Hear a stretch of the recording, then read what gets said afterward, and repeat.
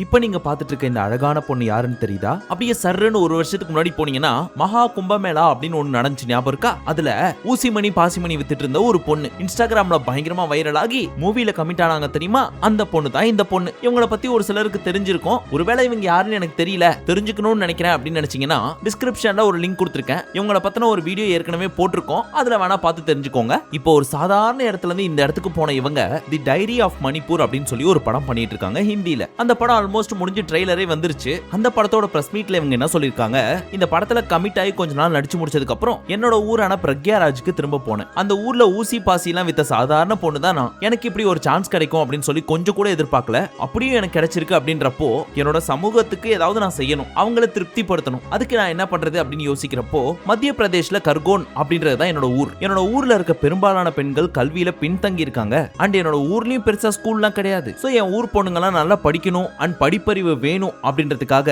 என்னோட சொந்த செலவுல ஒரு புது ஸ்கூலை கட்ட போறேன். அதுவும் என்னோட ஃபர்ஸ்ட் படத்தோட சம்பளத்தை வச்சு. இதை நான் எதுக்காக பண்றேன் அப்படின்னா, ஒரு மாற்றம் வரணும் அப்படின்னா அதுக்கு கண்டிப்பா கல்வி வேணும். சோ நான் சம்பாரிச்ச பணம் எனக்கு மட்டும் யூஸ் ஆகாம என்னோட சமூகத்துக்கும் என் ஊர் பொண்ணுங்களுக்கு யூஸ் ஆகணும். சோ கண்டிப்பா ஒரு ஸ்கூலை நான் கட்டுவேன் அப்படின்னு ஒரு அனௌன்ஸ்மெண்ட் கொடுத்திருக்காங்க. உண்மையிலேயே இது பாராட்டக்கூடிய விஷயம். ஏன்னா அந்த மாதிரி ஒரு கம்யூனிட்டி வந்து போயிட்டு நான் படம் நடிக்க போறேன் அப்படின்னு சொன்னாலே ஒரு சில, அதாவது குறிப்பிட்ட ஒரு சிலர், எது நீ எல்லாம் படம் நடிக்க போறியா, அதுவும் நீ ஹீரோயினா அப்படின்னு சொல்லி அசிங்கப்படுத்தி கஷ்டப்படுத்துற ஒரு சமூகத்துல தான் நம்ம வாழ்ந்துட்டு இருக்கிறோம். அப்படிலாம் ஒண்ணும் கிடையாது அப்படின்னு நினைச்சீங்கன்னா அது நமக்குள்ள கிடையாது. கமெண்ட் செக்ஷன்ல இவங்களை பாராட்டினாலும் இந்த இண்டஸ்ட்ரின்னு ஒண்ணு இருக்கு தெரியுமா, அதுக்குள்ள போய் பாக்குறவங்களுக்கு மட்டும்தான் இந்த வலி அண்ட் வருத்தம் தெரியும். அப்படி இருக்கிறப்போ ஒரு ஹீரோயினும் ஆகி தன்னோட சமூகத்துக்கும் தன்னோட ஊர்ல இருக்க பொண்ணுங்களுக்கும் ஒரு ஸ்கூல் கட்டணும்னு நினைக்கிற அந்த மனசு இருக்கே, உண்மையிலே அதான் கடவுள். அதுக்காகவே உங்களுக்கு ஒரு பாராட்டுக்கள். ஆனா ஒரே ஒரு படம் தான் பண்ணிருக்காங்க. அதுல இருந்து ஸ்கூல் கட்டுற அளவுக்கு வருமானம் வருமா அப்படின்னு கேட்டீங்கன்னா, இவங்க அந்த ஒரு படத்துல மட்டும் கமிட் ஆகல. நம்ம சவுத் இந்தியாலேயே 2 தெலுங்கு படம் அண்ட் ஒரு மலையாள படத்துல கமிட் ஆயிருக்காங்க. அண்ட் இந்த டைரி ஆஃப் மணிப்பூர்ன்ற படத்தை முடிச்சதுக்கு அப்புறம் இன்னொரு ஹிந்தி மூவிலையும் கமிட் ஆயிருக்காங்க. இது ஒரு நியூஸ்னு சொல்லி எதுக்காக நான் சொல்றேன் அப்படின்னு கேட்டீங்கன்னா,